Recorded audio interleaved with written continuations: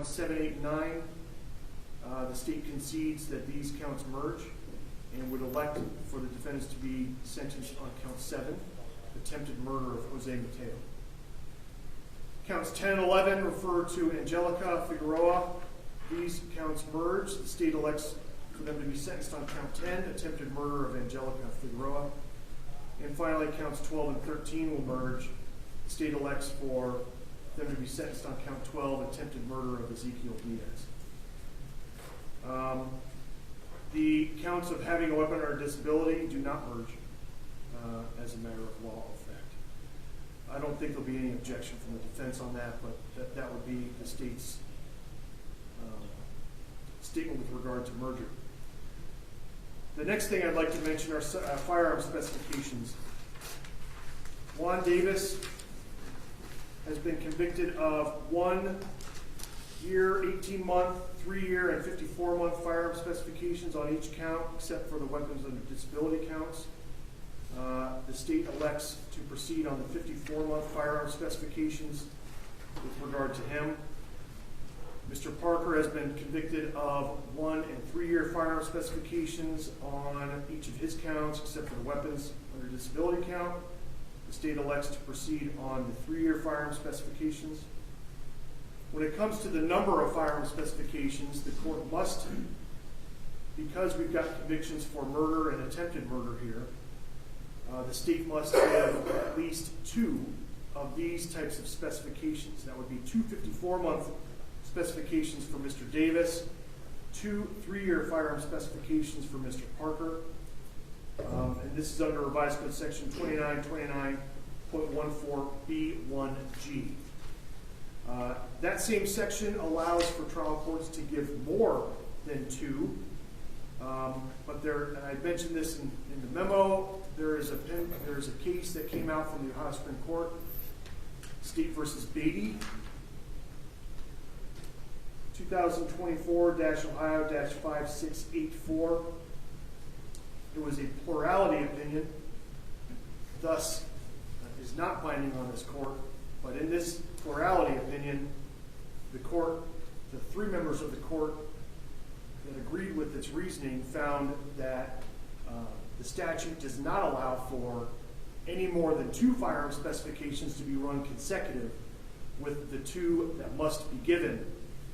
In these circumstances, that was an opinion not joined by the others, yet the result stood. So I've addressed this in the memo.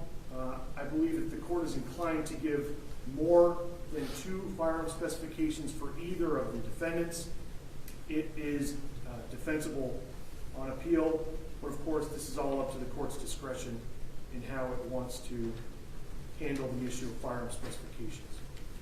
But the court must give 2 each at least. Finally, repeat violent offender specifications. And I'll address this now when we begin talking about the facts of what happened. Your Honor, as I said before, I'll say it again because this is a separate and distinct sentencing hearing. On September 28, 2023, Luis Diaz, 3 years old, was in what is supposed to be a safe place. In his car seat, with his mother behind the wheel, his little brother next to him, in his car seat, going for a drive. What we learn in this trial, Judge, is that Luis Diaz wasn't even really supposed to be with his mother that day. He was homesick from school, and but for that, he would not have been in harm's way. And what do I mean by harm's way? People who aren't in his family. People who he didn't even know. Want to take a minute? Sure.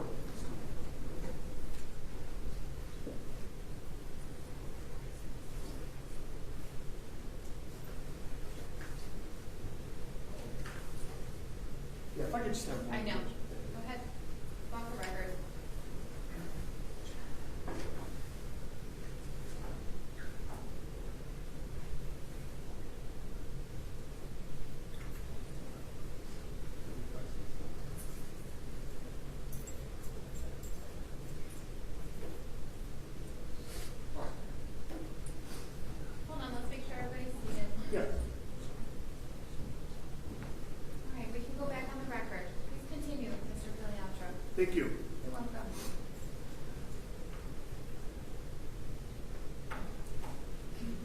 Luis Diaz and his family had no idea when they got in that car that people they had never met before had decided to fire 13 shots at them. They had no idea that that car and his car seat were the most dangerous place to be at that moment. And why was that? That was because Juan Davis had decided that bullets needed to go into Luis Diaz's car. Why did he do this? I think we've proven this at trial, Judge. He had a pending aggravated burglary domestic violence case where Catherine Treadway, the upstairs neighbor to Luis and his family, was the complaining witness. But we also know that Luis's mother was a witness in that case too. She gave a statement to police. And Mr. Davis had just gotten out of jail and had a GPS monitor on his ankle, court supervised release. I'll get back to those ideas in a moment. But he gets out of jail, he's got these things, and he knows he can't go and do this himself. He knows he wants his court case over. He told as much to Catherine Treadway in text messages. And Catherine Treadway told him she wasn't going to court. And what else do we know? Mr. Davis told the police in his interview he had no beef with Jose Mateo. So what's left to know when we want to know why Luis Diaz died that day? I think the answer is plainly obvious. Juan Davis wanted to be sure there would be no witnesses against him.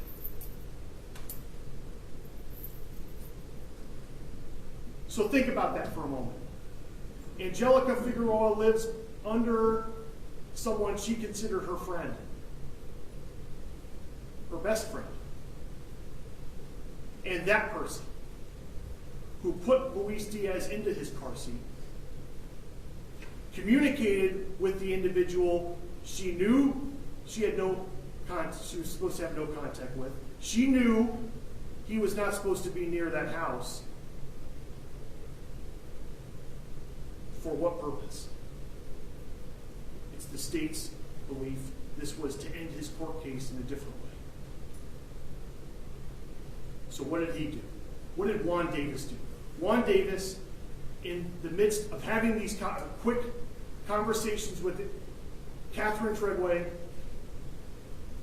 goes to his friend Tiffany and trades his car. We know which one. It's the blue Audi he didn't want to drive over there. He gets into the black Mercedes, gets two guys he knows will do what he wants, and drives them and lets them off and tells them what to do. Go put holes in that car. And as I said before, I'll say it again, the precision of this is no coincidence. That this all happened as Angelica was leaving the driveway. Mr. Davis had decided someone was going to die that day and sent Devonte Parker and Jaden Sorensen to do it because he had the ankle monitor on. Let's talk about that for a moment. The community does not expect every person charged with a felony offense to sit in jail and wait for their case to go to trial. The community wants people to be out on bond so long as it is safe. Mr. Davis was on court supervised release and GPS exclusion zone. Two items which were meant to keep the community safe. He figured out his way around them. And that was to have two people do his dirty work for him. And that's where we get to Devonte Parker. Devonte Parker, Your Honor, is probably one of the most dangerous people you will ever have walk into your courtroom. And why do I say that? I sat here listening to Your Honor give the sentence in the last two defendants. And when the court, and I know you've said this many times to the defendants, you talked about post-release control. Post-release control is meant to help offenders reintegrate and to keep the community safe. Mr. Parker was on post-release control when he did this. Clearly, those things meant nothing to him. So think about that for a moment. Two different things that are set up to make the community safe and to have people in society both failed that day. Juan Davis found his way around court-supervised release and GPS exclusion zone, and Mr. Parker didn't care at all that he was on post-release control after having served a prison term for violent offenses already. That's what makes Devonte Parker so dangerous. That, combined with the fact that he was willing to take a gun, hand it to him, and shoot at whatever Juan Davis wanted him to.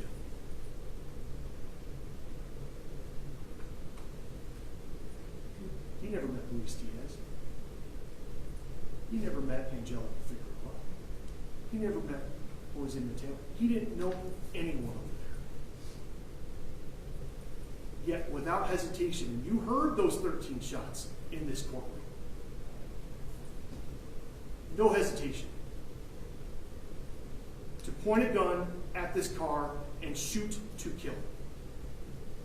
He didn't know who he was killing, and it didn't matter to him. That makes him as dangerous as they come. I mention all of this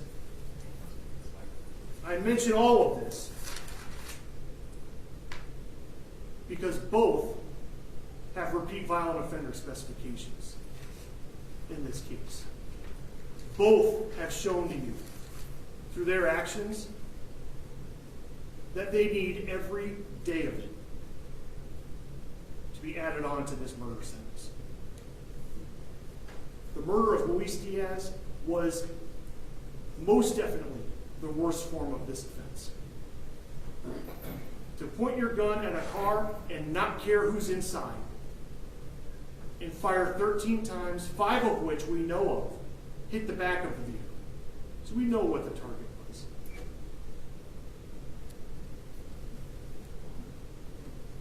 That's the worst form of the offense. And to do it while out on bond on a violent offense, to do it while on post-release control for a violent offense, means the community is not safe with either of them on the street. Ever.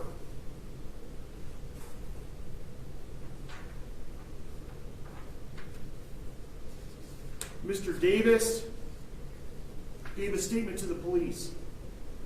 In that statement, he talked a little bit about being a father himself and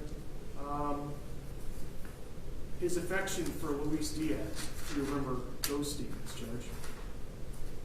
He knew who did this. And he sat there and pretended as though he had nothing to do with it. He lied and said this was about buying drugs from Jose Mateo. They got their sacks and I got mine, all of which was a lie. Because at the end of the day, Mr. Davis is a coward. To go and have two people do this and pretend you had nothing to do with it, pretend it was something totally different, that shows you the type of person who would do this in the first place. The state of Ohio is asking for these defendants, Judge, to be sentenced to the absolute maximum for the murder of Luis Diaz. The court has no discretion in the sentence. It is life with first chance of parole after 15 years. We're asking for 54 months to be added for his firearm specification for Mr. Davis, 3 years to be added for Mr. Parker's specification, and 10 years for the repeat violent offender specifications. We are not safe with them on the streets. With regard to the attempted murder counts, the state feels it was Angelica Figueroa who was the target here. Again, without her knowing it. Without any of them knowing it.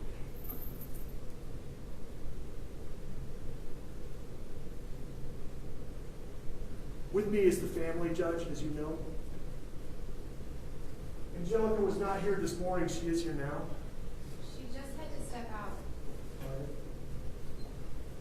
She'll be back in a moment. She is not able to speak at the moment.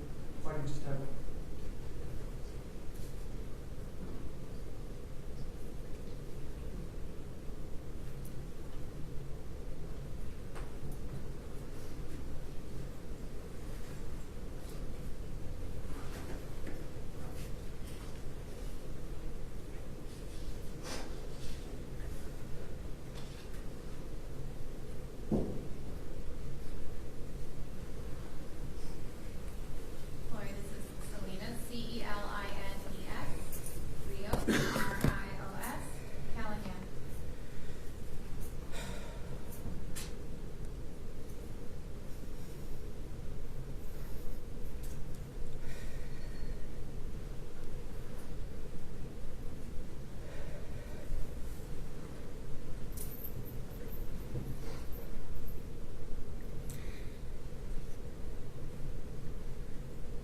The statement that is said is that these are dangerous men. That they should be feared. These are not just dangerous men, they're scared men. Because when a man is scared, they do irrational things. They make irrational decisions. I'm sorry that from the time probably they were little, they've had something to be scared of. It shouldn't have been that way. It should have been protecting.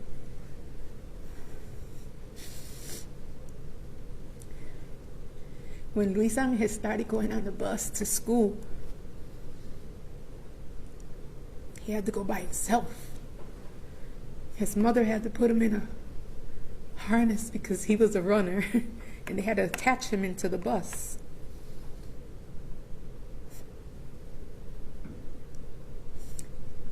I said, Angelica, I feel scared for him because he's by himself. He doesn't know nobody. He's being put on a vehicle to go being transported somewhere, but he doesn't know. He doesn't have his family with him. He's by himself. So I made her get one of those things from iPod, AirPod thing. Got two. Because I figured if he got disconnected from his book bag,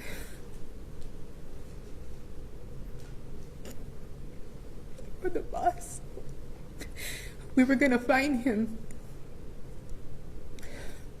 Because our family protected him. He was protected. And because these two scared men, they never had that. They make some decisions that's taken him away.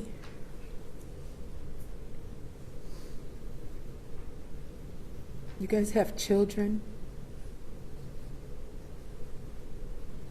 And you're supposed to be there to protect them.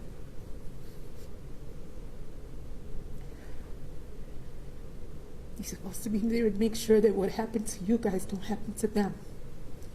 Whether it be the fights in the playground, to show them how to hold up their dukes.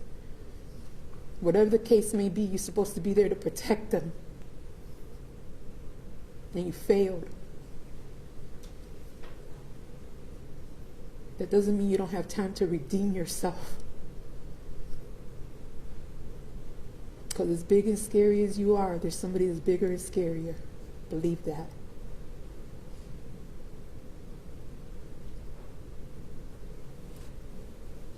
That's all I have to say.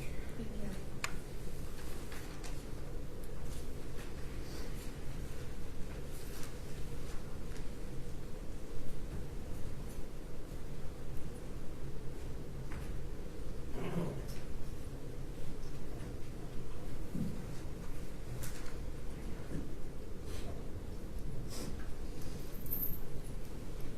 This is Christian. Yes. Christian. Last name Taulet. Mr. Taulet, what would you like me to know, sir? Morning, Your Honor. Again, I said it, but I'll say it again. Thank you, God, for another opportunity of life. Even for the defendants, that's how good God is. I just want to say I remember the day that I received the call and I left what I was doing and I rushed to the hospital. And when I got there, I told the doctor was going to tell me that my grandson was like an intensive care unit, but maybe a couple days from now, he'll be back and even in a wheelchair. You're going to have him home. But that wasn't the case. That wasn't the case. He came up to me and he told me, we did everything we could, but we couldn't save his life. He said, he had a big hole. We did everything we could and we couldn't save his life. Since that day, I just couldn't think about, like knowing who did this, why they did this, what was the reason behind it. And today I get to see both of you guys. And you guys are grown-up men like me. And you guys made a big mistake. And I'm glad you guys got caught. And I'm glad you guys are going to get sentenced and get the maximum penalty.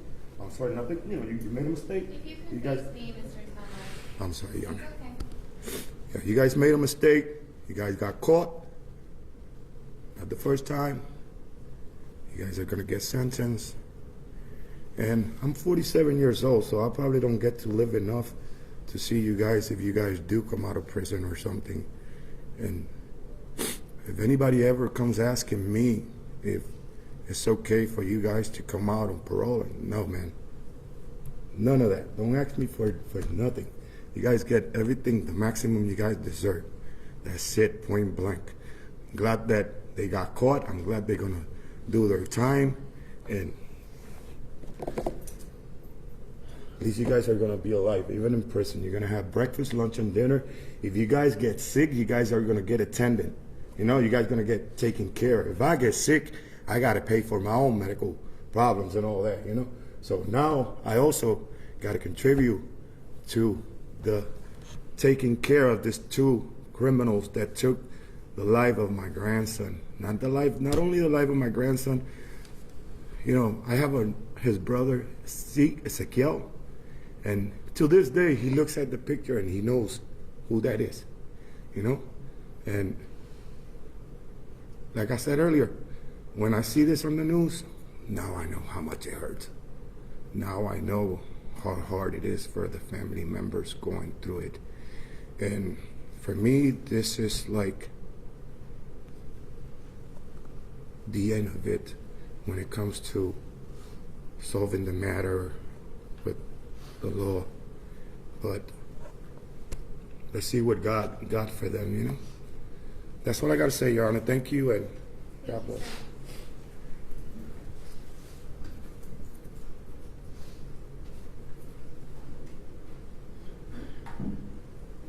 Judge, just a few more comments.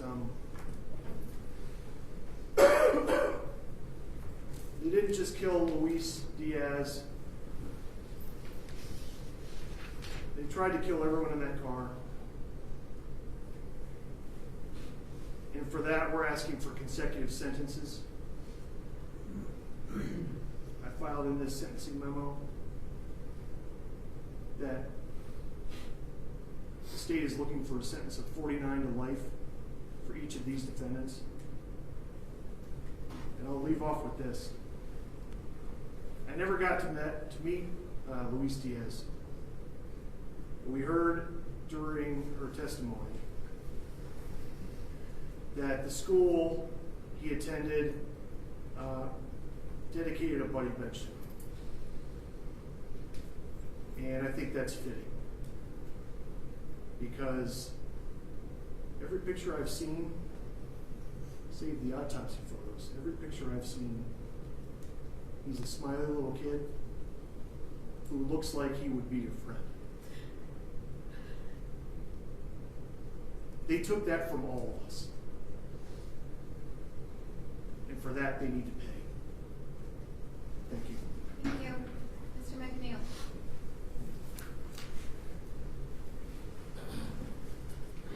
Thank you, Your Honor. Welcome. This is a very tough sentencing hearing for me to conduct due to the gravity of the loss in this case, which is not lost on anybody present here, I believe, including Mr. Juan Davis. He himself has came out as a father himself of many children, 15, I believe. 17, Your Honor, ranging in ages from toddlers to some adults, Your Honor. Throughout the course of this case, he has always expressed deep remorse over the fact that decisions that he made culminated in the violent death of a 3-year-old child. I have advised Mr. Davis against making certain statements here today because of his rights to appeal, Your Honor. But I know that this man has dealt with depression, severe depression and suicidal ideation since he has been in pretrial custody. I know that he has a history of various mental health disorders, which was articulated in the February 23, 2024 competency evaluation. That report indicates that Mr. Davis not only has suffered from depression and depression and suicidal ideation, but he also has suffered with a bipolar, with psychotic disorders. And I think it's very important for the court to consider that when it considers the events that culminated in Luis Diaz's death and in this entire assault. The state has indicated and has presented a case where it is almost as if they believe that Juan Davis acted in cold-blooded deliberation when this incident unfolded. And that's not what I believe the facts and evidence show here. What I think this shows are a snapshot of various problems that plague not just Mr. Davis, that plague our entire society here. You want to look at the mental health and substance abuse issues.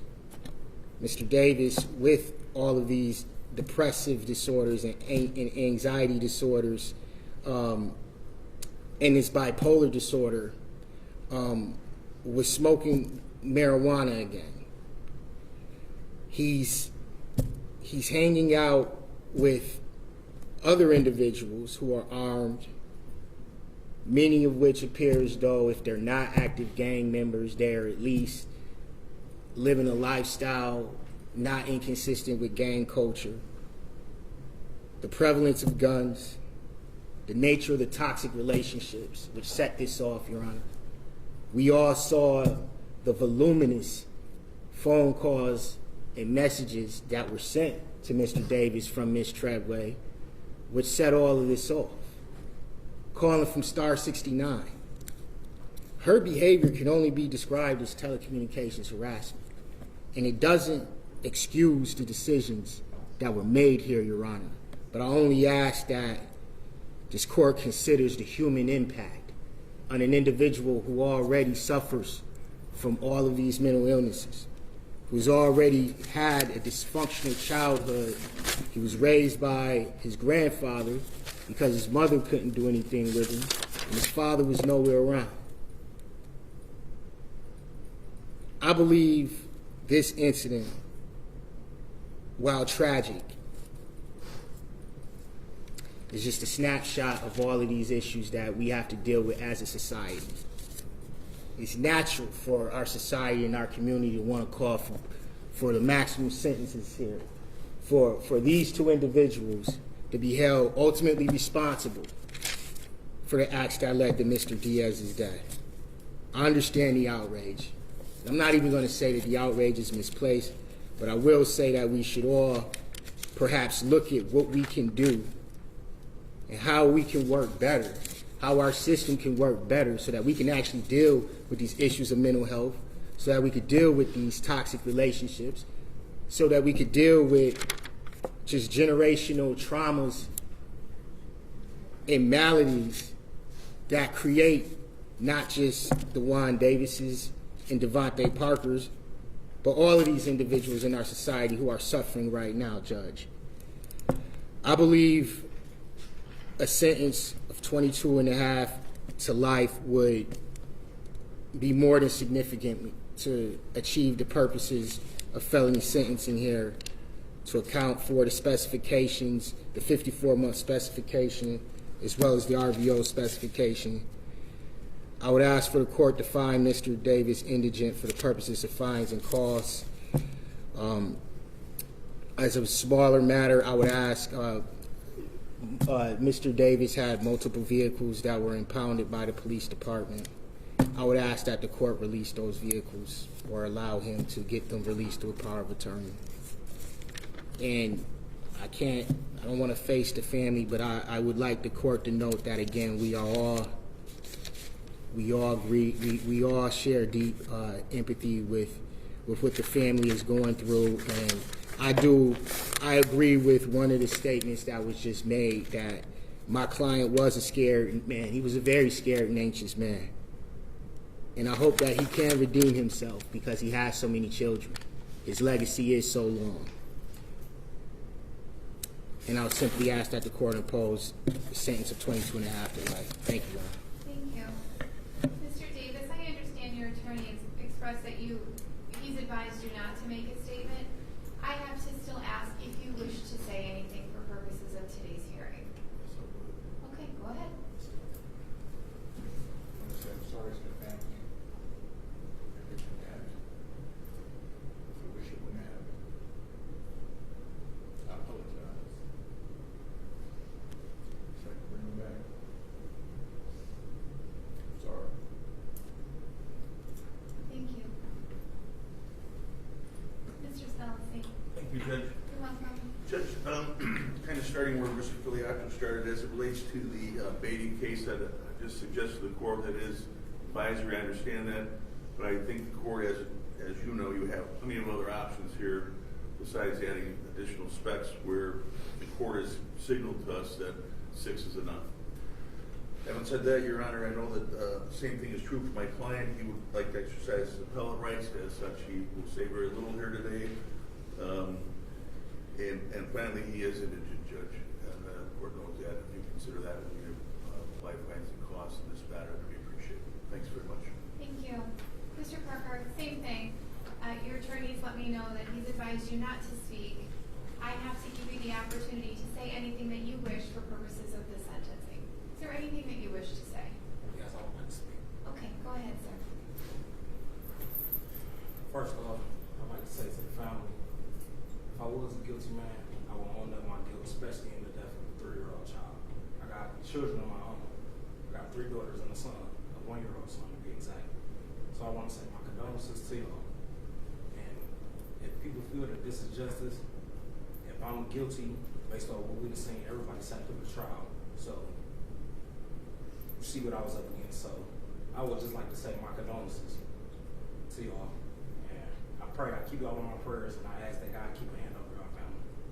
And that He shield y'all with the power of the Holy Spirit. I would like to say that. Amen. That's all I have to say. Thank you, Mr. Berger. You can have a seat. Okay. I have considered all of the information that's been presented here today. I've reviewed the purposes and principles of sentencing pursuant to Revised Code 29.11, the serious and recidivism factors relevant to these individuals, and this case pursuant to Revised Code 29.12, and the need for deterrence, incapacitation, rehabilitation, and restitution. But most importantly, I sat through this trial. It was 10 days of testimony, 10 days of evidence. So the facts, I am more than fluent with how we got here today. And this is a separate sentencing hearing. We had a different sentencing hearing this morning for the other two co-defendants. But I said something that I think it's important to say it again. The actions here today have stolen the life of a baby. And it will never leave my mind that that little boy, I will probably picture him in my head for the rest of my life, was 42 inches tall. And I do not know why this sticks with me so much, but it's haunting because he was so tall. And we never are going to find out how tall this little boy was going to be because his life was stolen from him. He's never going to grow up. We are never going to see how tall he was going to be. He's never going to get a driver's license. He's never going to fall in love and have the opportunity to have his own kids. And that is heartbreaking.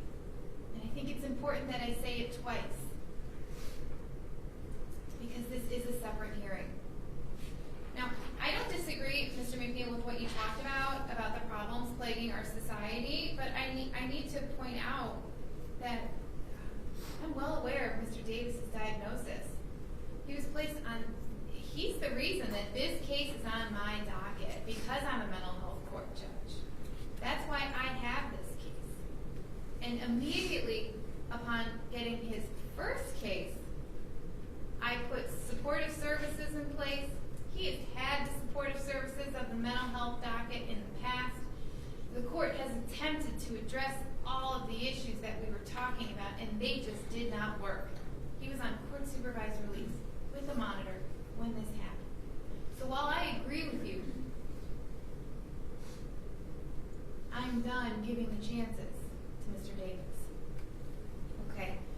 For both individuals, I agree with the mergers that were placed on the record by the state of Ohio, and further, I am going to sentence only on 2 of the firearm specifications.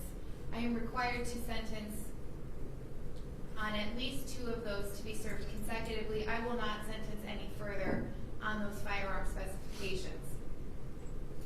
For Mr. Davis, the firearm specifications, you have 54 months, 3 years, 18 months, and 1 year. They all merge to the 54-month firearm specification.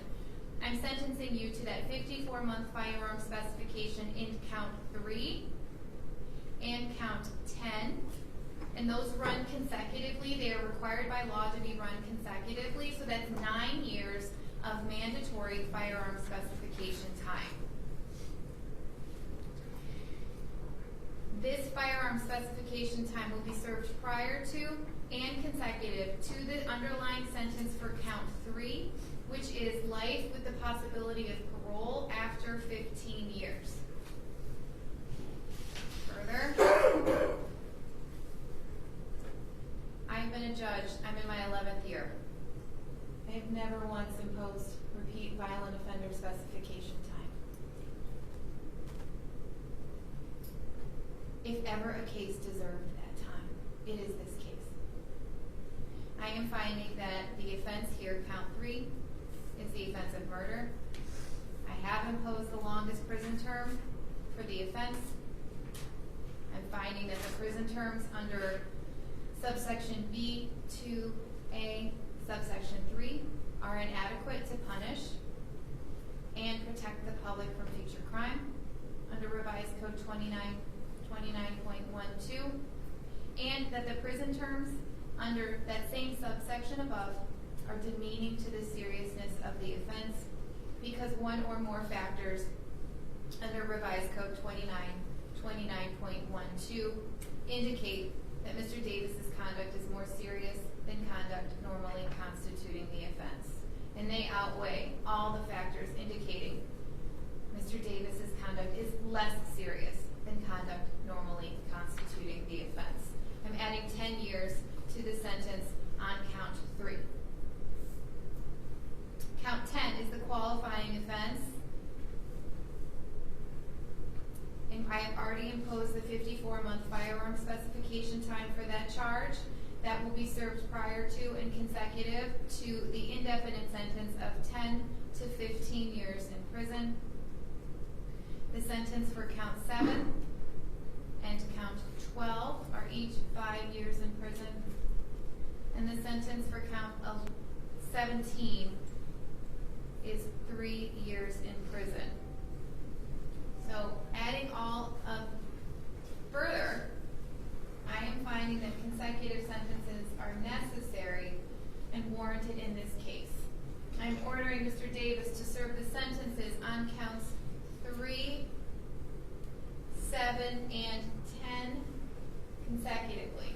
After reviewing the record and the evidence, I find that consecutive sentences are necessary to punish Mr. Davis, to protect the public from future crime, and are not disproportionate to the conduct or danger posed by Mr. Davis.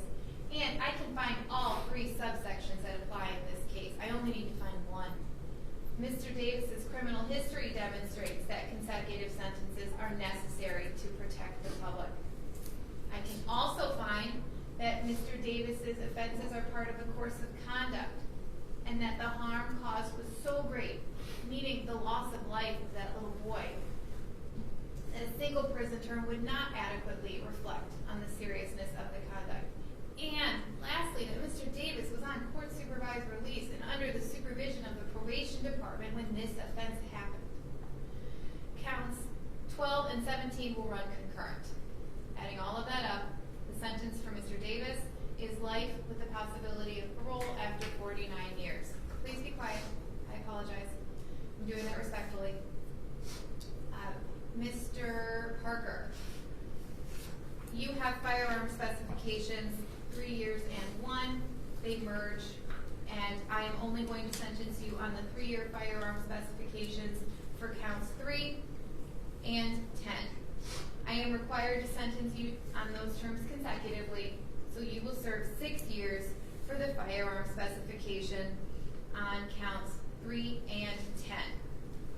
That firearm specification time will be served consecutive to the sentence for count 3, which is life with the possibility of parole after 15 years.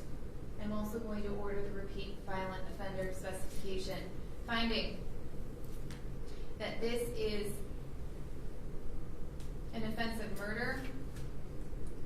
I've imposed the longest prison term for this offense, and I find that the prison terms under subsection B2A3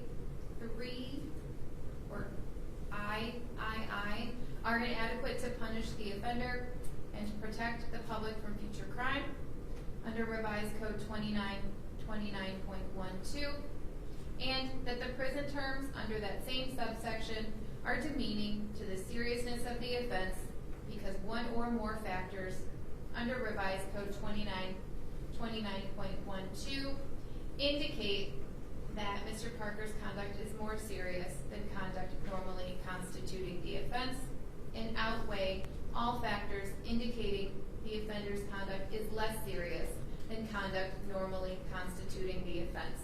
I'm ordering 10 years of repeat violent offender specification time. Count 10, I've already imposed the 3-year firearm specification. This is a qualifying offense, so that firearm specification time will run prior to and consecutive to the indefinite sentence of 10 to 15 years in prison. The sentence for count 7 and 12 are each 5 years in prison, and the sentence for count 18 is 3 years. In further finding that consecutive sentences are warranted, and I'm ordering Mr. Parker to serve the sentences in counts 3, 7, 10, and 18 consecutively. After reviewing the record and the evidence, I find that consecutive sentences are necessary to punish, to protect the public from future crime, and are not disproportionate to the conduct or danger posed by Mr. Parker. I'm also finding that Mr. Parker's criminal history demonstrates that consecutive sentences are necessary to protect the public, and that Mr. Parker committed these offenses while on post-release control. Count 12 or 1 concurrent for a total prison sentence of life with the possibility of parole after 49 years. As it relates to the qualifying offenses, when it is presumed that you will be, first of all, let me go back. When you have your firearm specification time, that's mandatory sentences. That means that you're not eligible for good time credit. But once you finish your firearm specification time, it is possible for you to earn good time credit, and that ranges anywhere from 5 to 15%, and that is for good behavior. I have the right to deny your good time credit, but before that could happen, I would assign an attorney to represent you, and we would conduct a hearing. As it relates to these qualifying offenses, you will be released when you finish your minimum term, unless the Ohio Department of Rehabilitations and Corrections determines that you must remain in prison for bad conduct. That decision is made by the Ohio Department of Rehabilitations and Corrections. If you are not released when your minimum term ends, you will serve an additional specified period of time and be given a new release date. You will be released on that date unless you are again denied release for bad conduct. This process repeats until you are either released or until you finish your maximum term. When you are finished serving your prison sentence, the State of Ohio Adult Parole Authority will have a mandatory period of supervision. It's post-release control. For both of you, it's a minimum of 2 years, up to a maximum of 5 years. If you fail to comply with the terms of any post-release control supervision, the Adult Parole Authority could modify or extend your supervision and make it more restrictive. They could incarcerate you for up to half of the sentence I've imposed here today. They could charge you with a new offense called escape, another felony where you would face additional prison time. And if you commit a new crime while on post-release control, you could face the maximum penalties under the law for that new crime committed.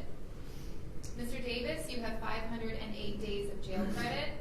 Mr. Parker, you have 505 days of jail credit. That will go towards the sentence I've just imposed once you finish the firearm specification time. For both of you, I am finding that you are indigent, and I'll waive the fines and court costs associated with your cases. To each of you, you have an automatic right to appeal your judgment of conviction. You have a right to have a notice of appeal timely filed on your behalf. I'm finding both of you indigent, and I will appoint counsel to represent you on appeal and provide a transcript of all the proceedings in this matter at the state's expense. Mr. Davis, I'm appointing Joe Pagano to represent you. Mr. Parker, I'm appointing Jay Schlackett to represent you on appeal. Mr. Filiatro, do you have a response to Mr. Davis's request for vehicle releases? Or would you like to address that at another time? If I could address that separately, I'd appreciate it. Thank you. That is not a problem. We'll hold off on that matter. We'll get a separate issue. We'll get a separate ruling at a later time. Anything further on behalf of your client, Mr. McNeil? Nothing further, Your Honor. Thank you. Mr. Spellacy? No, thank you, Judge. Thank you. And on behalf of the state of Ohio? No, Judge, thank you. Thank you. We are adjourned.